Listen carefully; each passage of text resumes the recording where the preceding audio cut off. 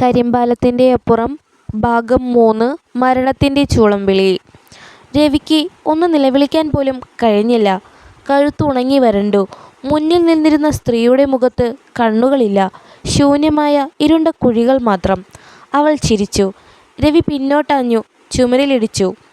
നീ നീ മീനാക്ഷിയാണോ? അവൾ തലചിരിച്ചു നിന്നു. ഞാൻ പോയിട്ടില്ല, ഈ വീട്ടിൽ തന്നെ ഉണ്ടായിരുന്നു, അവൾ മറുപടി പറഞ്ഞു. പെട്ടെന്ന് വിളക്കണഞ്ഞു. മുഴുവൻ ഇരുട്ടായി. രവി വിറച്ചുകൊണ്ട് മൊബൈൽ വെളിച്ചം ഓണാക്കി. വെളിച്ചം പരന്നപ്പോൾ മുന്നിൽ ആരുമില്ല. വാതിൽ തുറന്നു കിടക്കുന്നു.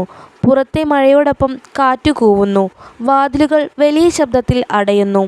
അവൻ്റെ ഫോണിൽ ഒരു മെസ്സേജ് വന്നു. കരിമ്പാലത്തിലേക്ക് വാ. അയച്ച നമ്പർ നോക്കിയപ്പോൾ അവൻ്റെ കൈകൾ വിറച്ചു. അത് മീനാക്ഷിയുടെ പഴയ നമ്പർ. ഗ്രാമത്തിൻ്റെ അറ്റത്ത് ഒരു ചെറുപുഴ, അതിനു മുകളിൽ പഴയ ഒരു പാലം. വർഷങ്ങൾക്ക് മുമ്പ് പാലത്തിൽ നിന്നും പുഴയിൽ വീണ് മരിച്ചതാണ് മീനാക്ഷി. അതിനുശേഷം ആ വഴി രാത്രി ആരും പോകാറില്ല. രവി ടോർച്ച് പിടിച്ച് അവിടേക്ക് നടന്നു. മഴ തോർന്നിരുന്നു, പക്ഷേ പാലത്തിനരികിൽ മഞ്ഞ് നിറഞ്ഞിരുന്നു.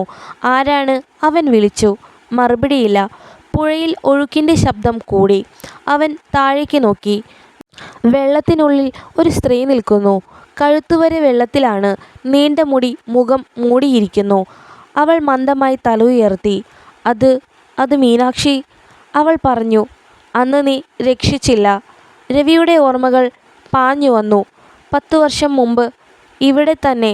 രവി, മീനാക്ഷി, കിരൺ, 3 പേരും ഒരുമിച്ച് നിന്ന ആ രാത്രി. കിരൺ മീനാക്ഷിയെ ഉപദ്രവിക്കാൻ ശ്രമിച്ചു. അവൾ ഓടി. പാലത്തിൽ നിന്ന് വഴുതി വെള്ളത്തിലേക്ക് വീണു. ഞാനത് കണ്ടു.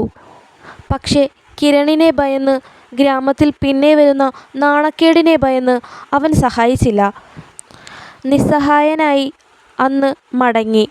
അവൾ മുങ്ങി മരിച്ചെന്ന വാർത്ത നാട്ടിൽ പടർന്നു. തുടരും.